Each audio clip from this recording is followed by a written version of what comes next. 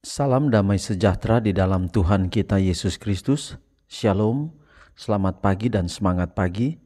Jumpa kembali dalam renungan pagi kita untuk hari ini, Rabu 21 Februari tahun 2024. Dan pekabaran firman Tuhan kita di pagi ini dengan judul Pencipta. Sebelum kita lanjutkan, mari berdoa. Bapa di sorga, terima kasih atas kesempatan untuk mempelajari firman-Mu di pagi ini. Biarlah pekabaran firman Tuhan dapat menjadi berkat dalam kehidupan kami. Terpujilah nama Tuhan, dalam nama Yesus kami telah berdoa. Amin.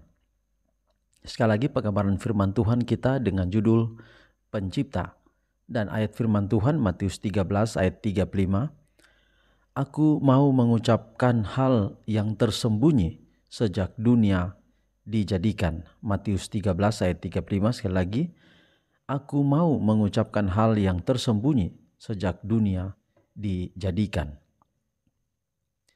Kitab suci mengatakan semuanya itu disampaikan Yesus kepada orang banyak dalam perumpamaan, supaya genaplah firman yang disampaikan oleh Nabi. Aku mau membuka mulutku, mengatakan perumpamaan. Aku mau mengucap hal yang tersembunyi sejak dunia dijadikan. Benda-benda di alam adalah perantara untuk perkara-perkara rohani. Benda-benda alam dan pengalaman hidup para pendengarnya dihubungkan dengan kebenaran-kebenaran firman yang tertulis.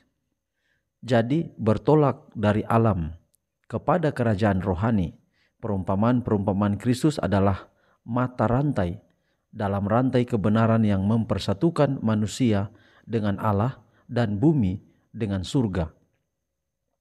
Dengan menggunakan alam dalam pengajarannya, Kristus berbicara mengenai perkara-perkara yang telah dijadikannya dengan tangannya sendiri dan mempunyai mutu serta kuasa yang telah ditanamkannya sendiri. Dalam kesempurnaannya yang asli, segala sesuatu yang telah diciptakan merupakan suatu pernyataan pikiran Allah bagi Adam dan Hawa di tempat tinggalnya di Taman Eden. Alam penuh dengan pengetahuan mengenai Allah, penuh dengan pengajaran ilahi. Hikmat berbicara kepada mata dan masuk ke dalam hati, karena ia berbicara dengan Allah di dalam pekerjaan penciptaannya. Segera setelah pasangan yang kudus itu melanggar hukum yang maha tinggi, cahaya terang kemuliaan wajah Allah lenyap dari wajah alam ini. Bumi sekarang rusak dan dinodai dosa. Namun demikian, walau dalam keadaan yang terkutuk ini, masih banyak perkara-perkara yang elok tertinggal. Pelajaran-pelajaran Allah yang praktis tidak dihapuskan. Bila dipahami dengan benar, alam berbicara tentang penciptanya. Pada zaman Kristus, pelajaran-pelajaran ini telah kehilangan makna. Manusia telah hampir-hampir tidak dapat melihat Allah dalam pekerjaannya. Keadaan dosa umat manusia telah menyelubungi wajah ciptaan yang indah dan gantinya menunjuk kepada Allah. Pekerjaan-pekerjaannya menjadi sebuah perintang yang menutupi Dia. Manusia memuja dan menyembah makhluk dengan melupakan penciptanya. Orang kafir menjadi sia-sia dan hati mereka yang bodoh menjadi gelap. Roma 1 ayat 25. Begitulah di Israel ajaran manusia telah menggantikan ajaran Allah. Tidak saja mengenai alam, tetapi upacara pengorbanan dan kitab suci itu sendiri, semuanya diberikan untuk menyatakan Allah, dibuat begitu menyimpang sehingga ia menjadi alat yang menutupi Dia. Perenungan: jika saya berkesempatan memiliki saat-saat berharga di alam, apakah yang saya ingin Tuhan katakan kepada saya? Jadi langit menceritakan kemuliaan Allah dan cakrawala memberitakan pekerjaan tangannya. Jadi alam menyatakan kasih Allah, menyatakan siapa Allah. Dan Allah adalah pencipta. Dia bukan hanya perancang. Dia tidak hanya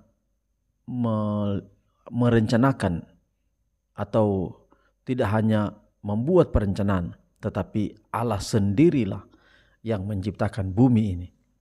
Jadi ketika kita berada di alam, perenungan kita hari ini adalah apa yang kita lihat tentang Allah di alam itu.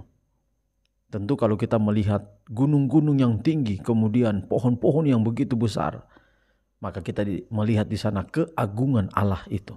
Kemudian kalau kita lihat bunga-bunga yang indah, kemudian burung-burung berterbangan, atau kemudian warna-warni dari bunga-bunga itu, sungai-sungai yang airnya mengalir, maka kita melihat dari sisi keindahan Allah itu. Allah yang adalah pelukis yang indah. Jadi kalau kita pergi ke alam, kita dapat melihat kenyataan bahwa betapa Allah luar biasa, betapa Allah itu adalah Allah yang besar. Kita menyembah Allah itu adalah Allah yang hidup, yang dapat memberikan kepada kita selalu penjagaan, kekuatan, kesehatan. Itulah sebabnya kita bersyukur. Karena Yesus Kristus adalah pencipta, dia tidak hanya indah dari alam yang dia ciptakan, tetapi Yesus memiliki tabiat yang indah, memiliki karakter yang indah untuk kita praktekkan, atau karakter itulah yang menebus kita dari jurang kebinasaan. Kiranya pekabaran di pagi ini akan menjadi berkat dalam kehidupan kita semua. Mari kita akhiri dalam doa, mari berdoa.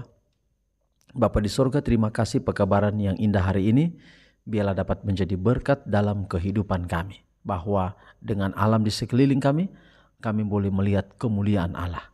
Berkati kami sepanjang hari ini di setiap tugas kami, kiranya kami tidak sendiri tetapi selalu dengan Tuhan. Inilah menjadi doa kami, terpuji nama Tuhan, dalam nama Yesus kami telah berdoa. Amin. Demikian pekabaran di pagi ini, sampai jumpa besok. Tuhan memberkati kita semua. Shalom.